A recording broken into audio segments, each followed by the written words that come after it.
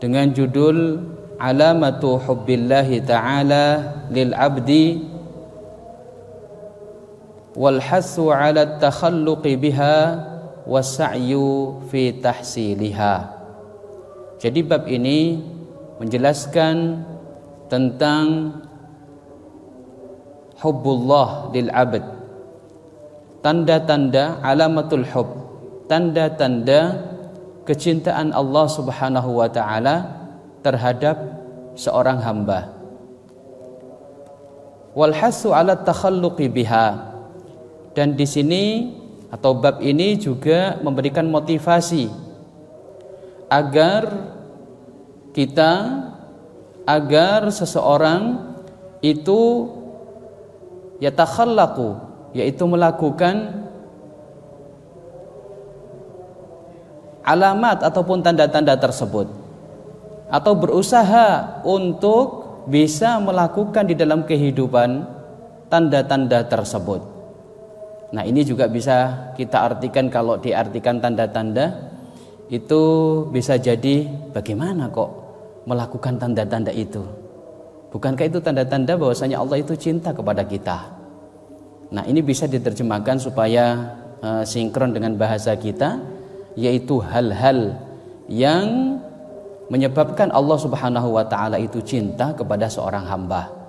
Kemudian ada motivasi agar supaya seseorang itu melakukan usaha-usaha tersebut ataupun hal-hal tersebut yang dapat menyebabkan Allah Subhanahu wa taala cinta kepada seorang hamba itu. Nah, was-sa'yu fi tahsiliha, dan adanya usaha agar seseorang itu bisa mendapatkan cinta Allah Subhanahu wa taala. Ada usaha agar seseorang itu bisa melakukan hal-hal tersebut yang menyebabkan Allah itu cinta terhadap hambanya. Kemudian beliau menyebutkan setelah memberi judul bab, beliau menyebutkan firman Allah Subhanahu wa taala dari surat Ali Imran ayat 31. Allah Subhanahu wa taala berfirman, "Qul in kuntum tuhibbunallaha fattabi'uni yuhibbukumullahu wa yaghfir lakum dzunubakum wallahu ghafurur rahim." Allah Subhanahu wa taala berfirman di dalam surat Ali Imran ayat 31, "Qul in kuntum tuhibbunallah," katakanlah wahai Muhammad kepada mereka, jika kalian itu benar-benar cinta kepada Allah Subhanahu wa taala, fattabi'uni, maka ikutilah aku, yuhibbukumullahu wa yaghfir lakum dzunubakum. Jika kalian mengikutiku, maka Allah Subhanahu wa taala akan mencintai kalian. Wa yaghfir lakum dzunubakum, dan Allah Subhanahu wa taala akan mengampuni dosa-dosa kalian. Wallahu ghafurur rahim, dan Allah Subhanahu wa taala itu Maha Pengampun dan juga Maha Penyayang. Nah, terdapat pada ayat ini bahwasannya di antara perkara yang menyebabkan Allah Subhanahu wa taala itu cinta kepada seorang hamba adalah mutaba'atur Rasul sallallahu alaihi wasallam, mengikuti petunjuk Rasulullah sallallahu alaihi wasallam di dalam kehidupannya. Karena kita sangat-sangat membutuhkan hadiyun Nabi sallallahu alaihi wasallam dalam kehidupan kita. Kita sangat membutuhkan petunjuk-petunjuk Rasulullah sallallahu alaihi wasallam di dalam kehidupan kita. Dalam kehidupan berumah tangga pun sangat memerlukan dan membutuhkan hadiyun Nabi, petunjuk Rasulullah sallallahu alaihi wasallam. Di dalam kehidupan bermasyarakat, kita pun demikian sangat membutuhkan petunjuk-petunjuk Rasulullah sallallahu alaihi wasallam.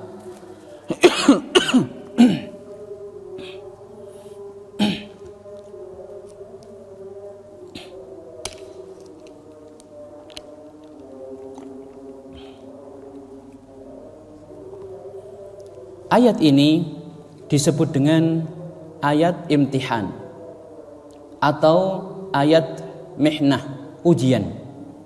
Ujian bagi siapa? Bagi mereka yang mengatakan bahwasannya aku cinta Allah, aku cinta Allah. Ketika didapatkan ada beberapa orang di zaman Rasulullah SAW yang mengatakan bahwasannya aku cinta Allah, aku cinta Allah, mengatakan seperti itu. Kemudian Allah Subhanahu wa taala menurunkan firman-Nya ini kepada Rasulullah SAW. Katakan wahai Muhammad, kalau memang benar-benar mereka itu cinta kepada Allah, kepadaku, maka bilanglah kepada mereka, ikuti aku, yaitu ikuti Rasulullah sallallahu alaihi wasallam. Qul in kuntum tuhibbunallah fattabi'uni yuhibbukumullahu wa yaghfir lakum dzunubakum. Jika kalian betul-betul cinta kepada Allah, maka ikutilah aku. Artinya mengikuti petunjuk Rasulullah sallallahu alaihi wasallam. Nah, di antara tanda bahwasanya seseorang itu dicintai oleh Allah Subhanahu wa taala, berarti orang tersebut orang yang mengikuti petunjuk-petunjuk Rasulullah sallallahu alaihi wasallam. Di antara hal-hal yang dapat menyebabkan seseorang itu dicintai oleh Allah Subhanahu wa taala adalah orang tersebut mengikuti petunjuk-petunjuk Rasulullah SAW di dalam kehidupannya. Seorang bujang, baik laki-laki maupun perempuan, di dalam kehidupannya menjalani kehidupan bujangnya tersebut memerlukan dan membutuhkan petunjuk-petunjuk Rasulullah SAW. Begitu juga seorang penuntut ilmu juga demikian, membutuhkan petunjuk-petunjuk Rasulullah sallallahu alaihi wasallam. Seorang pedagang, seorang apapun dia di dalam kehidupan ini, seorang pemimpin, seorang rakyat juga demikian sangat-sangat membutuhkan petunjuk Rasulullah sallallahu alaihi wasallam. Jika seorang hamba betul-betul mengikuti petunjuk Rasulullah sallam di dalam kehidupannya, siapapun dia akan mendapatkan kecintaan Allah Subhanahu wa taala.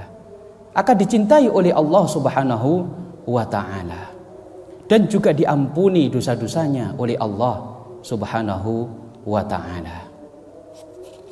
Ayat berikutnya yang disebutkan oleh Imam Nawawi rahimahullahu taala, wa qala ta'ala ya ayyuhalladzina amanu man yartadda minkum an dinihi fasawfa ya'tillahu biqaumin yuhibbuhum wa yuhibbunah. Wahai orang-orang yang beriman, man yartadda minkum, barang siapa yang keluar ataupun murtad dari agamanya, keluar dari agama Islam, fasawfa ya'tillah, Allah Subhanahu wa taala akan menggantikan dia dengan orang-orang yang mana Allah Subhanahu wa taala mencintai mereka dan mereka pun cinta kepada Allah Subhanahu wa taala. Nah, di sini syahidnya di mana? Potongan ayat berikutnya.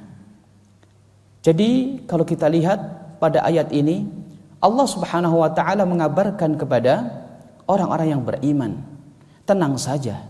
Meskipun di sana ada orang yang misalkan keluar murtad dari agama Islam, Allah Subhanahu wa taala akan mengganti. Ya. Tapi bukan berarti kita tanpa ada usaha untuk memberikan suatu nasihat kepada dia agar kembali kepada agama Islam. Tidak begitu. Namun di sini kalau kita sudah melakukan suatu usaha, memberikan suatu nasihat, namun ternyata dia tetap menempuh untuk keluar daripada agama Islam, ingat Allah Subhanahu wa taala memberikan kabar gembira kepada kita. Allah Subhanahu wa taala akan menggantikan suatu kaum yang mana Allah mencintai mereka. Dan mereka pun cinta kepada Allah Subhanahu wa taala. Nah, ciri-ciri kaum ini seperti apa? Kalau kita menginginkan agar dicintai oleh Allah Subhanahu wa taala sebagaimana kaum yang disebutkan dalam ayat ini, ciri-cirinya seperti apa? Apa perbuatan-perbuatan mereka sehingga mereka itu dicintai oleh Allah? Pertama, mereka cinta kepada Allah Subhanahu wa taala. Mereka cinta kepada Allah Subhanahu wa taala. Lah kalau mereka itu cinta kepada Allah, cinta itu tidak akan bisa dianggap oleh Allah Subhanahu wa taala sampai orang tersebut mengikuti petunjuk-petunjuk Rasulullah SAW sebagaimana yang ada pada ayat yang pertama tadi. Qul in kuntum tuhibbunallah fattabi'uni yuhibbukumullah. Jadi cinta seseorang kepada Allah tidak akan diiktibari, dianggap oleh Allah Subhanahu wa taala sampai orang tersebut betul-betul mengikuti petunjuk Rasulullah sallallahu alaihi wasallam. Kemudian disebutkan azillatin 'alal mu'minina a'izzatin 'alal kafirin. Sifat yang pertama adalah azillatin 'alal mu'minin. Memiliki sifat kasih sayang yang luar biasa terhadap siapa? Terhadap orang-orang yang beriman. Terhadap orang-orang yang satu lingkaran besar, yaitu orang-orang yang beriman kepada Allah Subhanahu wa taala. Ya. Sesama muslim. Azillatin 'alal mu'minin. Memiliki sifat kasih sayang terhadap orang-orang yang beriman. A'izzatin 'alal kafirin. Memiliki sifat keras terhadap orang-orang kafir. Orang-orang kafir harbi, orang-orang kafir yang memusuhi Islam.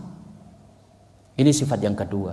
Sifat yang ketiga, yujahidun fi sabilillah, berjihad di jalan Allah Subhanahu wa taala. Berjuang di jalan Allah Subhanahu wa taala, memperjuangkan agama Islam. Menegakkan agama Islam baik di dalam dirinya, dilakukan petunjuk-petunjuk Islam, dan juga di keluarganya, bahkan orang-orang sekitarnya, betul-betul memperjuangkan agama Islam di dalam kehidupannya. Wala yakhafuna laumata laim. Kemudian mereka ini tidak takut dengan celaan orang-orang yang suka mencelah. Tidak takut.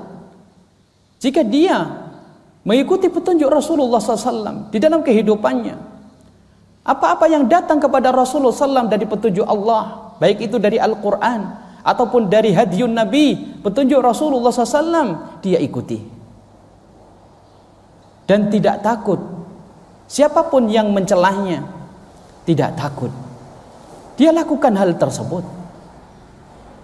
Ketika seseorang ingin hijrah misalkan, dia pun tidak takut. Kalau memang betul-betul dia itu cinta kepada Allah dan ingin mengikuti petunjuk Rasulullah SAW, dia tidak takut celaan komunitasnya sebelumnya misalkan. Tidak takut dicela, dicibir oleh kawan-kawannya. Yang mana kawan-kawan dia sebelum dia hijrah. Nah, ini la yakhafuna laumata laim. Ini sangat-sangat penting. Terkadang seseorang itu ingin merubah dirinya, ingin mengikuti petunjuk Rasulullah SAW, namun khawatir, takut dengan celaan, cercaan orang-orang sekitarnya, takut tidak enak dengan kawan-kawannya.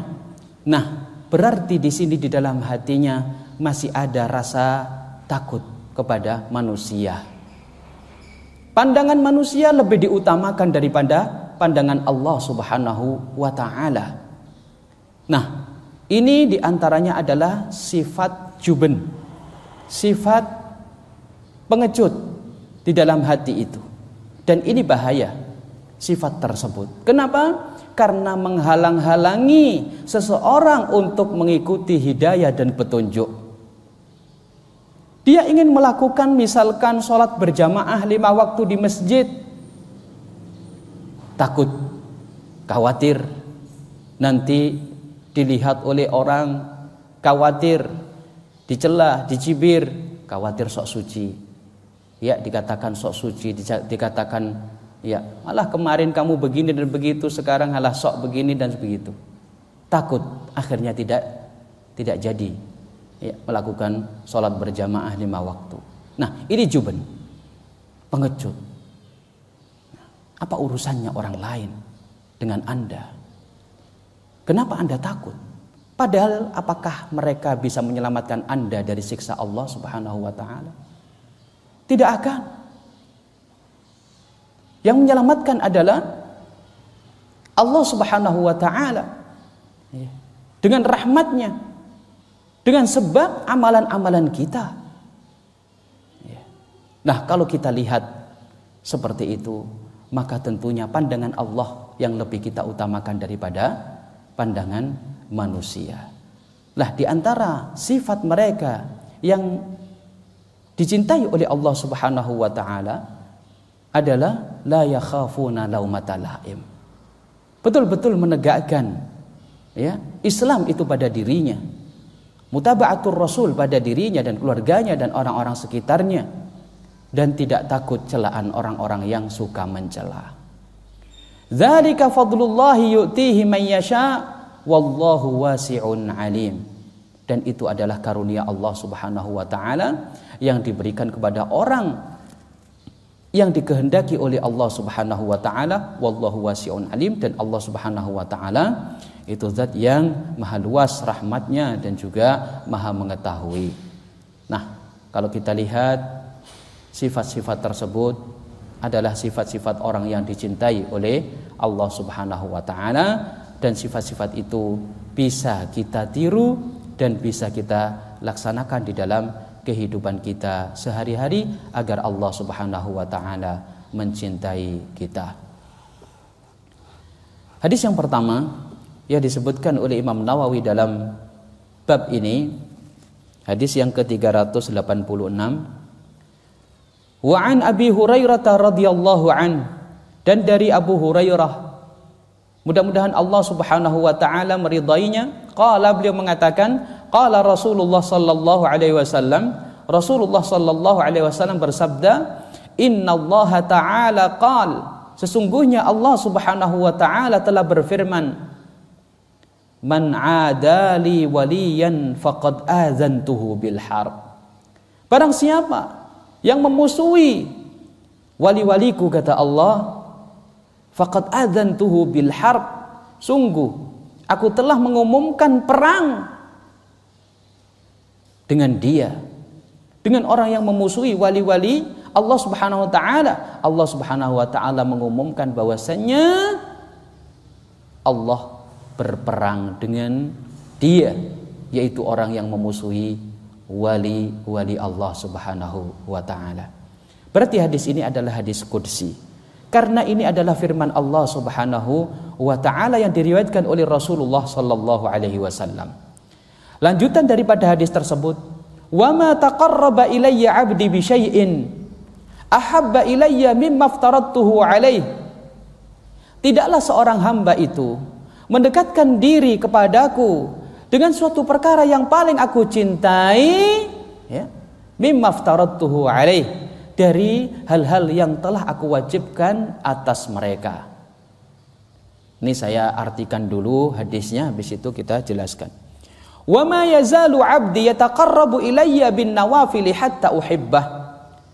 Dan ternyata ada seorang hamba yang mana dia mendekatkan diri kepada Allah Subhanahu wa taala tidak hanya dengan yang wajib-wajib saja, tapi juga dengan perkara-perkara yang disunnahkan.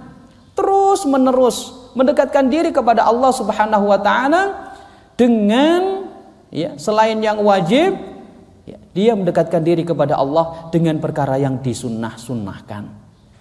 Hatta uhibbah, sampai aku mencintai dia. Fa idza ahbabtuhu, dan jika aku mencintainya, kuntu sam'ahu alladhi yasma'u bih, maka aku menjadi pendengarannya yang mana dia mendengarkan dengan pendengaran tersebut. Wa basarahu alladhi yubsiru bih, dan aku menjadi penglihatannya, pandangannya yang mana dia gunakan untuk melihat, dia gunakan untuk memandang. Wa yadahu allati yabtishu biha, dan aku menjadi tangannya yang mana dia memegang dengan tangan tersebut. Wa rijlahu allati yamshi biha, dan aku menjadi kakinya yang mana dia berjalan dengan kaki tersebut. Wa in sa'alani, dan jika dia meminta kepadaku, memohon kepadaku, a'taituhu, aku pun memberikan permintaannya. Wala in ista'adani, dan jika meminta perlindungan, dan jika dia meminta perlindungan kepadaku, la u'idannah, sungguh aku akan melindungi dia. Rawahu al-Bukhari, hadis ini diriwayatkan oleh Imam Bukhari, berarti hadis ini adalah hadis sahih. Tapi kalau kita lihat sabda Rasulullah SAW ini yang diriwayatkan oleh Abu Hurairah radhiyallahu taala anhu, terdapat di situ yang pertama, innallaha ta'ala qala man 'ada li waliyan faqad adantuhu bil harb. Barang siapa yang memusuhi walinya Allah Subhanahu wa taala, maka Allah telah mengumumkan untuk berperang dengan dia. Ini menunjukkan bahwasannya orang yang memusuhi walinya Allah Subhanahu wa taala, dia telah melakukan dosa besar. Sebagaimana dikatakan oleh sebagian syurah yang menjelaskan hadis ini. Ini menunjukkan bahwasannya memusuhi wali Allah merupakan dosa besar. Kalau yang melakukan itu adalah orang muslim misalkan, berarti dia telah melakukan dosa besar. Kemudian faqad adantuhu bil harb. Nah, di sini ada suatu ancaman dari Allah, dan ancaman ini menunjukkan bahwasannya perbuatan tersebut merupakan dosa besar jika dilakukan oleh seseorang. Kemudian pertanyaannya, siapakah wali Allah itu? Nah, siapakah wali Allah itu? Nah, kalau kita lihat dari runtutan hadis ini, bahkan kalau kita lihat dalam ayat firman Allah Subhanahu wa taala dalam surat Yunus ayat 62 sampai 63, Allah berfirman, ala inna awliya Allahi la khawfun alaihim wa la hum yahzanun. Ingatlah bahwasannya wali-wali Allah Subhanahu wa taala itu la khaufun alaihim, tidak ada rasa takut dalam hati mereka. Wa la hum yahzanun, dan juga mereka tidak bersedih hati. Siapa mereka itu? Alladzina amanu wa kanu yattaqun, yaitu orang-orang yang beriman dan juga bertakwa kepada Allah Subhanahu wa taala.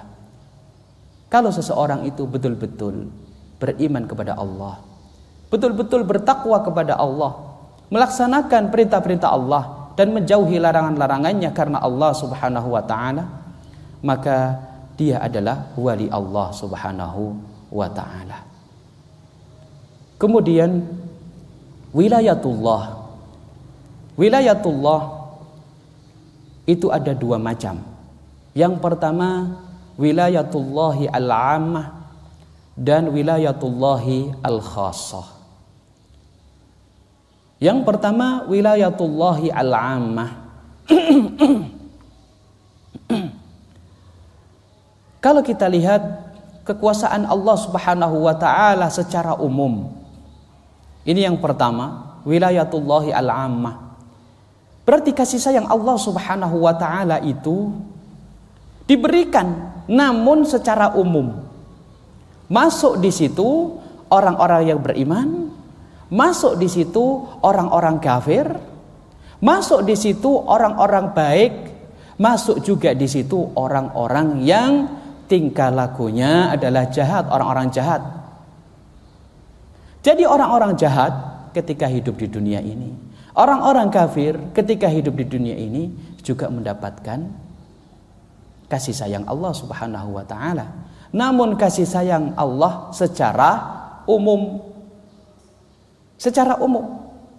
Nah, kalau kita lihat wilayatullah ini secara umum, secara luas, ala khalqihi, seperti hanya tadbiruhum. Allah Subhanahu wa taala mengatur mereka, menghidupkan mereka, memberi rizki mereka. Masuk di situ rizq, memberikan rizki, memberikan kesehatan. Berarti ini juga salah satu bentuk daripada kasih sayang Allah Subhanahu wa taala terhadap makhluk secara umum. Nah, kalau kita lihat apakah kasih sayang Allah Subhanahu wa taala secara umum itu menunjukkan kasih sayang Allah yang hakiki, bahwasanya orang tersebut diridhoi oleh Allah Subhanahu wa taala? Tidak menunjukkan akan hal itu. Karena ini masuk kepada wilayatullah, kekuasaan Allah secara umum. Allah Subhanahu wa taala memiliki kekuasaan atas makhluknya, atas hambanya, memberikan penghidupan, ya. Kemudian memberikan kesehatan, ya. Kemudian mematikan, memberikan rizki kepada mereka dan sebagainya. Ini secara umum. Ini tidak menunjukkan bahwasanya Allah Subhanahu wa taala cinta kepada orang tersebut, ridho kepada orang tersebut. Oleh karena itu, tidak bisa kita nilai kecintaan Allah yang hakiki dengan hal yang duniawi, dengan wilayatullah yang ammah. Jangan sampai ada yang menilai, wah, harta saya lebih banyak daripada hartanya orang yang, misalkan ada orang yang mengatakan harta saya lebih banyak daripada dia. Ini berarti menunjukkan bahwasanya saya itu lebih dicintai oleh Allah dibandingkan dia yang miskin, tidak dicintai oleh Allah. Tidak begitu. Jadi mengukur kecintaan Allah Subhanahu wa taala terhadap seorang hamba jangan dinilai dari sisi hartanya. Lihat bagaimana Nabi Yunus alaihi salam. Nabi Yunus alaihi salam, kalau kita lihat ketika Nabi Yunus naik kapal dan kapal itu penuh, diundi, ternyata undian tersebut, ya, pada undian tersebut ternyata yang muncul namanya Nabi Yunus alaihi salam. Undian itu untuk apa? Apakah mendapatkan hadiah, keberuntungan? Tidak. Ternyata undian itu adalah agar supaya, ya, yang muncul, namanya muncul, dia akan dilempar ke laut. Karena beban kapal sudah berat, daripada tenggelam semuanya, maka ada beberapa orang yang harus dikorbankan, dilempar ke laut. Nah, pas Nabi Yunus alaihi salam mendapatkan undian tersebut dan dilempar ke laut. Kalau kita lihat, kalau kita menilai bahwasannya keberuntungan itu, kecintaan Allah itu pada keberuntungan seseorang dengan dunia, maka tentunya Nabi Yunus ini orang yang tidak dicintai oleh Allah. Ternyata tidak. Ternyata Nabi Yunus adalah orang yang dicintai oleh Allah Subhanahu wa taala. Kalau kita lihat di antara para penumpang tersebut, yang paling tidak beruntung siapa? Nabi Yunus alaihi salam dan orang-orang yang dilempar ke laut. Namun ternyata kecintaan Allah Subhanahu wa taala terhadap Nabi Yunus luar biasa. Oleh karena itu dalam hadis yang lain disebutkan, Allah Subhanahu wa taala menciptakan rahmatnya itu 100 rahmat. Ataupun kasih sayang Allah Subhanahu wa taala itu mi'atu rahmah, 100 kasih sayang Allah, satu saja yang diturunkan ke bumi ini, sehingga manusia itu, ya, berkasih sayang antara satu dengan yang lainnya. Hewan juga demikian, menyayangi anaknya, sampai harimau pun yang karnivora memakan daging tidak sampai memakan anaknya. Itu karena apa? Rahmat satu ini loh dibagi oleh Allah Subhanahu wa taala kepada makhluknya semuanya. Baik itu orang kafir, orang muslim, orang yang beriman, ya, ataupun hewan juga demikian. Terbitnya matahari di ufuk timur, yang mana di situ banyak sekali vitamin D bagi badan kita di pagi hari. Nah, itu pun atas kasih sayang Allah Subhanahu wa taala. Udara segar di pagi hari ini, itu juga dari rahmat Allah. Siapapun bisa menghirupnya. Ini pun dari kasih sayang Allah Subhanahu wa taala untuk makhluknya secara umum. Namun yang 99 itu khusus bagi orang-orang yang beriman dan bertakwa kepada Allah Subhanahu wa taala nanti di akhirat. Nah, ini wilayatullahi al-ammah. Kemudian yang kedua, wilayatullahi al-khassah. Wilayahnya Allah Subhanahu wa taala yang khusus. Nah, ini tertentu kepada orang-orang yang bertakwa kepada Allah. Orang-orang yang bertakwa kepada Allah, dia akan mendapatkan tadbir khusus, mendapatkan perhatian khusus dari Allah Subhanahu wa taala. Kasih sayang khusus dari Allah Subhanahu wa taala. Oleh karena itu, hendaknya kita menginginkan kasih sayang tersebut dari Allah. Jangan sampai di antara kita mengaku bahwasanya saya adalah wali Allah. Kenapa? Saya orang yang bertakwa, saya adalah orang yang beriman. Jangan sampai hanya pengakuan saja. Belum tentu hal tersebut ya, itu betul-betul sesuai dengan apa yang dia katakan. Apakah betul-betul perintah-perintah Allah sudah kita lakukan di dalam kehidupan kita? Apakah sudah betul larangan-larangan Allah sudah kita tinggalkan? Kemudian, kalau kita melakukan perintah-perintah Allah, apakah memang betul kita itu merasa bahwasanya kita dekat dengan Allah ataukah tidak? Biasa-biasa saja. Karena tidak semua orang yang misalkan melakukan sholat 5 waktu secara berjamaah, kemudian dia merasa bahwasanya dia itu dekat dengan Allah Subhanahu wa taala, hatinya tenang, belum tentu. Tidak semua orang yang sholat itu bisa meninggalkan perkara-perkara yang mungkar. Kenapa? Ya, memang seperti itu. Karena bisa jadi ketika dia melakukan sholat, itu dia tidak mengikuti tuntunan Rasulullah SAW. Ada pula yang mengikuti tuntunan Rasulullah SAW dari sisi syarat rukunnya. Namun dari sisi kekhusyuan, apakah betul-betul ketika sholat dia khusyuk, betul-betul merasa berdiri di hadapan Allah, merasa Allah Subhanahu wa taala melihat dia di saat dia berdiri, di saat dia rukuk juga demikian, di saat dia sujud merasa bahwasanya Allah Subhanahu wa taala melihat dia. Apakah dia khusyuk di dalam salatnya atau tidak? Bisa jadi seseorang itu salat dari awalnya Allahu Akbar sampai salam pun ternyata tidak sadar bahwasanya dia berada di dalam salat. Pikirannya kemana-mana. Bahkan tidak tahu, loh kok cepat sekali sholat ini, kok sudah salam, tadi itu berapa rakaat, tidak sadar. Nah, kita juga bisa introspeksi diri. Kita sudah sholat misalkan, tapi kok dengan kemaksiatan kok senang. Sholatnya semangat juga, sholat 5 waktu berjamaah juga di masjid, tapi kok dengan kemaksiatan masih senang.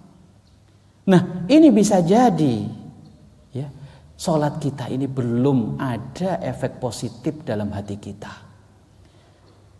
Belum bisa mendekatkan diri kita kepada Allah dengan sedekat-dekatnya. Karena secara teori orang kalau sudah melakukan ketaatan, berarti dia itu dekat dengan Allah Subhanahu wa taala. Tapi ternyata tidak seperti itu. Ya. Sholatnya jalan, tapi mencuri, mengambil hak orang lain yang bukan haknya, tanpa ada ridho dari pemiliknya, tetap jalan aja. Ya. Makan harta yang haram, jalan terus. Mendolimi orang lain, tetap saja seperti itu. Berarti di sini sholatnya ini bagaimana? Tidak bisa mendekatkan dia kepada Allah Subhanahu wa taala. Terus bagaimana Ustadz kalau seperti itu? Kalau begitu ya percuma sholat. Tidak percuma. Kenapa? Karena dia sudah melakukan perkara yang wajib. Kalau memang syarat rukunnya secara zahir sudah dilakukan, ya, gugur kewajibannya. Namun dari sisi fadilah sholat, ya, pahala sholat, keutamaan sholat, mendekatkan dirinya kepada Allah Subhanahu wa taala ini belum mendapatkan dia. Tapi ada faedah, gugur kewajibannya tersebut. Nah, Oleh karena itu, mari ketika seseorang itu melakukan ketaatan kepada Allah, hendaknya dihadirkan hati, niat, kemudian juga merasa bahwasannya dia melakukan hal itu dilihat oleh Allah Subhanahu wa taala. Melakukan sholat, melakukan ibadah-ibadah yang lain, hendaknya dihadirkan pengawasan Allah Subhanahu wa taala kepada diri kita. Dan ketika seseorang itu khusyuk di dalam sholatnya, dia akan terbiasa khusyuk pula di luar sholat. Merasa bahwasanya Allah itu melihat dirinya. Nah, apakah bermanfaat khusyuk tersebut di luar sholat? Sangat bermanfaat. Kenapa? Iya, karena khusyuk itu adalah ibadah hati. Khusyuk itu ibadah hati. Ketika seseorang itu khusyuk menghadap kepada Allah Subhanahu wa taala dengan tadzallul, dengan merendahkan diri kepada Allah, tunduk patuh kepada Allah, dia dalam ibadah hati. Nah, yang seperti itu dapat mendekatkan diri seseorang kepada Allah Subhanahu wa taala. Nah, kalau kita lihat, kalau sudah dekat seseorang itu dengan Allah, dia akan mendapatkan perhatian khusus dari Allah Subhanahu wa taala. Tentunya perintah-perintah Allah dilakukan, larangan-larangan Allah dijauhi. Nah, dia mendapatkan wilayah khassah dari Allah, perhatian khusus, kasih sayang khusus dari Allah. Sebagaimana terdapat pada firman Allah Subhanahu wa taala, Allahu waliyul ladzina amanu. Allah adalah kekasih orang-orang yang beriman. Yukhrijuhum minadh-dhulumati ilan nur.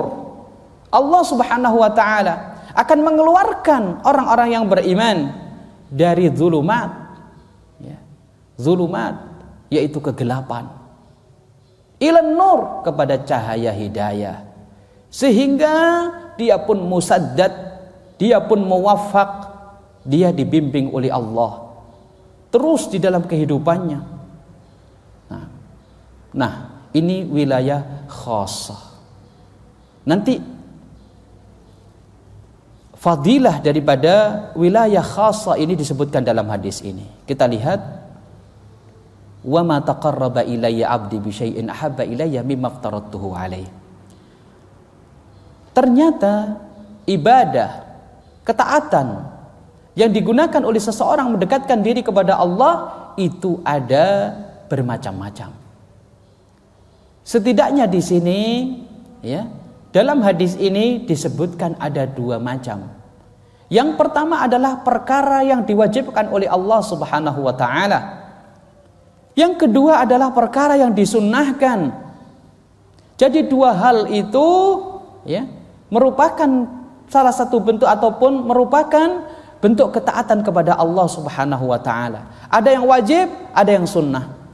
Nah, jadi kalau kita lihat perintah Allah Subhanahu wa taala ataupun perintah Rasul sallam itu ada dua macam. Yang pertama adalah wajib, yang kedua adalah sunnah. Nah, kemudian seseorang ketika mengetahui ini yang wajib, ini yang sunnah, bukan berarti menjadikan dia itu kendor di dalam melakukan yang sunnah. Alah sunnah dilakukan tidak apa-apa, nggak dilakukan nggak apa-apa. Cenderung untuk meninggalkan. Jangan, kalau kita menginginkan menjadi wali Allah Subhanahu wa taala, lakukan yang wajib-wajib, kemudian tambahi dengan yang sunnah. Jangan sampai kita melakukan yang wajib saja, artinya gini. Jangan sampai kita melakukan yang sunnah saja, maksud saya, kemudian meninggalkan yang wajib. Maka yang seperti ini maghrur, kita tertipu. Melakukan yang sunnah-sunnah, yang wajib ternyata ditinggalkan. Kita mengetahui ini yang wajib, ini yang sunnah, tujuannya untuk menjaga yang wajib, bukan berarti untuk meninggalkan yang sunnah. Menjaga yang wajib. Jangan sampai seseorang itu melakukan yang sunnah-sunnah, meninggalkan yang wajib. Nah, ini tidak boleh. Ini makhdu', berarti dia tertipu. Nah, kalau seseorang itu belum bisa melakukan yang sunnah-sunnah, hanya terbatas dengan yang wajib-wajib saja, belum mampu untuk melakukan hal itu, entah karena dianya itu karena kesibukan ataupun karena hal-hal yang lain, maka di sini ada uzur, belum bisa melakukan yang sunnah. Tapi eman kalau memang ada kesempatan dan dia mampu untuk melakukan hal itu, meninggalkan yang sunnah, eman sekali. Kenapa? Karena disebutkan dalam hadis ini, ketika seseorang itu sudah menjaga yang wajib, kemudian terus mendekatkan diri kepada Allah dengan yang wajib dan ditambahi juga dengan hal-hal yang sunnah, dan itu dilakukan terus menerus, hal-hal yang sunnah pun dilakukan sampai Allah Subhanahu wa taala mencintai dia. Nah, ini menunjukkan fadilah, keutamaan amal-amal ataupun amalan-amalan yang disunnahkan oleh Allah Subhanahu wa taala dan Rasulnya. Amal-amal yang disunnahkan itu ternyata fadilahnya apa?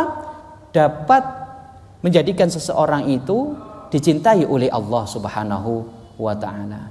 Nah, kalau kita menginginkan hal tersebut agar supaya dicintai oleh Allah, maka jaga yang wajib, kemudian juga dekatkan diri kepada Allah dengan yang sunnah-sunnah.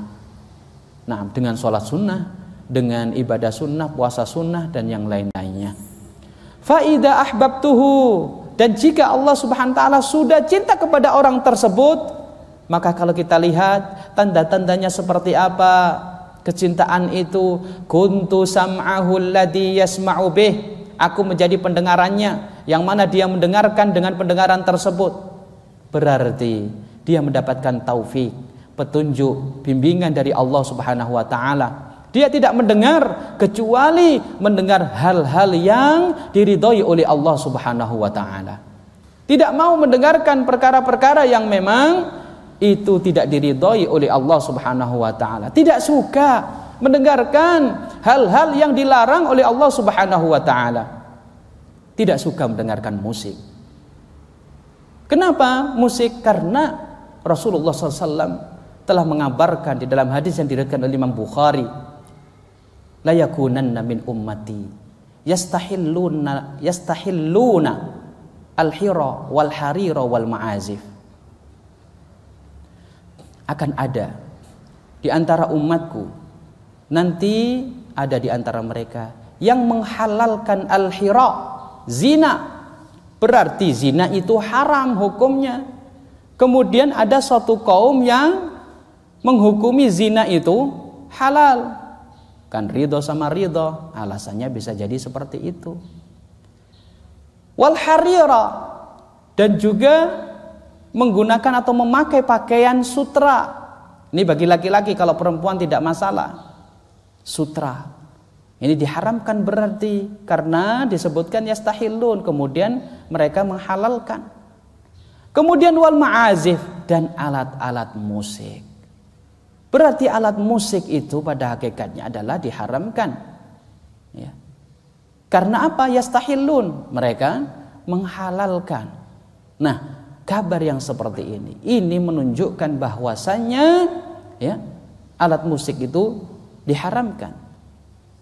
Nah, orang yang pendengarannya ya mendapatkan bimbingan dari Allah, dia tidak suka mendengarkan musik. Kenapa? Karena musik itu tidak diridhai oleh Allah Subhanahu wa taala.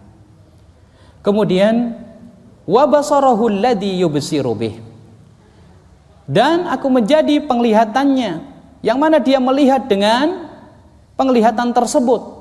Dia tidak melihat kecuali perkara-perkara yang diridhai oleh Allah. Tidak senang melihat perkara yang diharamkan oleh Allah Subhanahu wa taala. Demikian pula Allah memberikan petunjuk kepada dia sehingga dia pun tidak memegang ya sesuatu kecuali sesuatu itu diridhoi oleh Allah.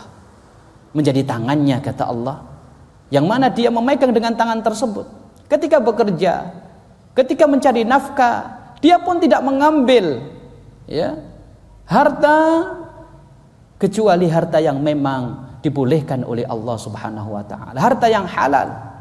Tidak bekerja ya suatu pekerjaan yang memang diharamkan oleh Allah Subhanahu wa taala. Warijlahu allati yamshi biha, dan aku menjadi kakinya yang mana dia berjalan dengan kaki tersebut.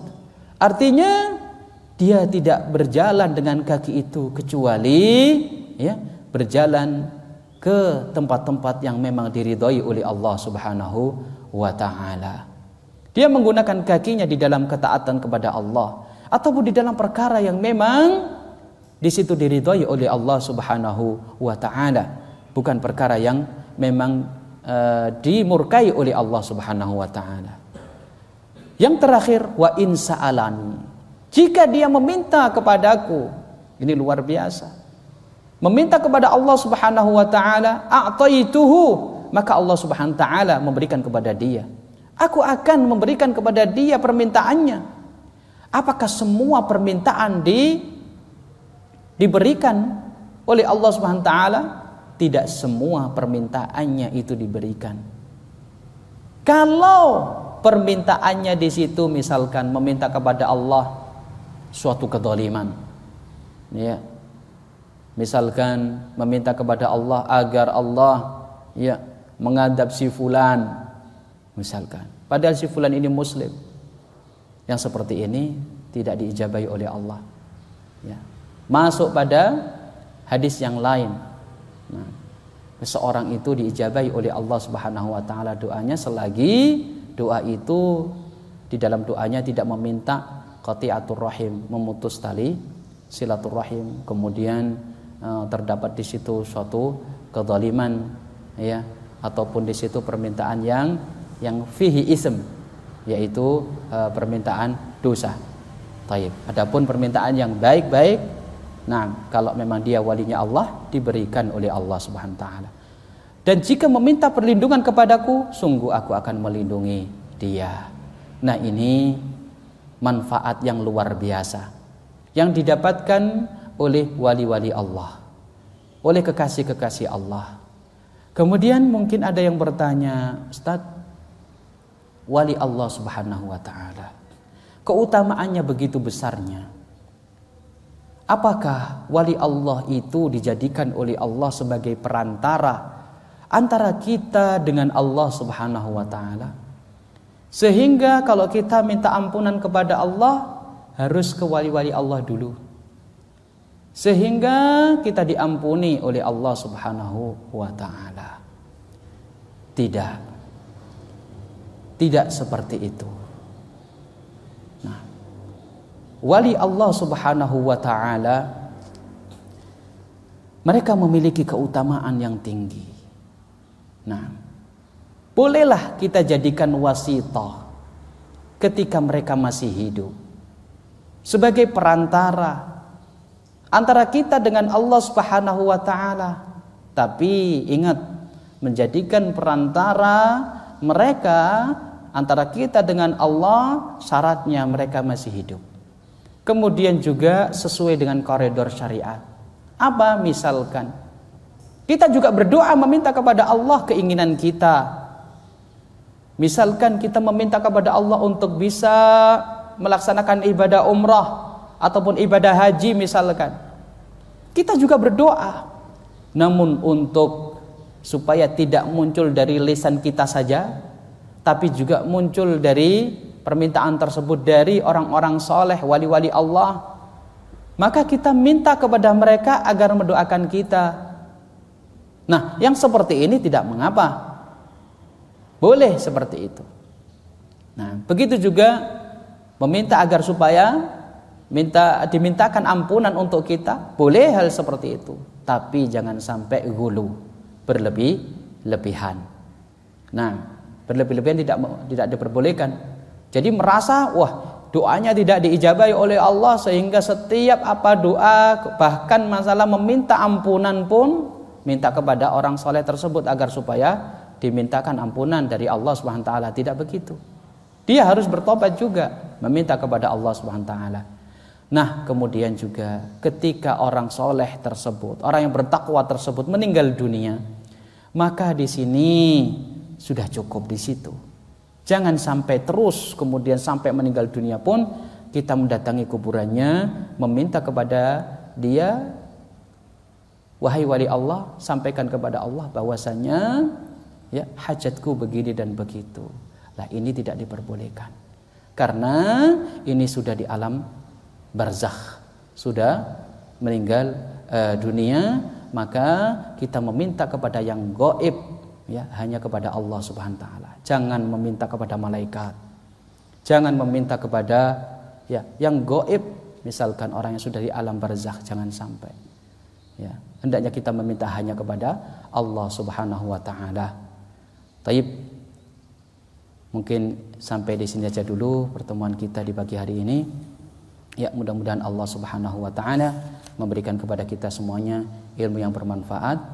Sudah kita ambil faedah-faedah dari beberapa, pertama firman Allah dan juga hadis Rasulullah SAW pada bab ini, ya. Di antara hal-hal yang menyebabkan seseorang itu dicintai oleh Allah, pertama mengikuti petunjuk Rasulullah SAW, mengikuti sunnah-sunnah ataupun petunjuk-petunjuk Rasulullah SAW.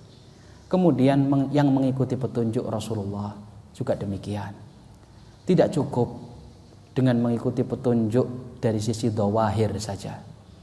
Perlu mengikuti yang hal-hal yang batin. Amalan-amalan hati itu perlu. Jangan hanya mengikuti yang dhahir saja. Kemudian batinnya tidak dijaga juga. Sehingga terdapat di situ al-kibru, kesombongan, ujub.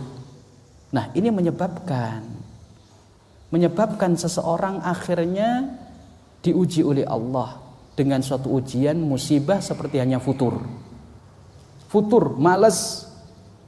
Karena pertamanya betul-betul luar biasa mengikuti sunnah, semangat. Habis itu futur, tidak kelihatan dia sama sekali. Malas. Kenapa? Ternyata dulu ketika melakukan hal itu semangatnya luar biasa, sehingga dalam hatinya meremehkan orang lain. Dalam hatinya merasa dianya yang paling bagus, meremehkan orang lain. Nah, di sini Allah SWT memberikan suatu musibah, ujian. Bisa jadi ya futurnya dia karena itu, ataupun karena kemaksiatan-kemaksiatan yang lainnya. Oleh karena itu, di dalam mengikuti tuntunan Rasulullah SAW agar supaya dicintai oleh Allah, ikuti tuntunan yang zahir dan juga yang batin pula. Kemudian perkara yang dapat menyebabkan Allah Subhanahu wa taala cinta kepada seorang hamba, yaitu lemah lembut, kasih sayang kepada sesama orang yang beriman. Ya. Kemudian juga memperjuangkan agama Allah. Kemudian a'izzatin 'alal kafirin, yaitu bersikap keras kepada orang-orang kafir harbi yang memusuhi orang Islam, memusuhi agama Islam. Nah, kemudian juga mari mendekatkan diri kepada Allah dengan hal yang wajib dan juga yang sunnah agar kita dicintai oleh Allah Subhanahu wa taala. Naktafi bihadzal qadar, mohon maaf atas segala kekurangan. Kita tutup majelis kita dengan doa kafaratul majelis. Subhanakallahumma wa bihamdika asyhadu an la ilaha illa anta astaghfiruka wa atubu ilaik.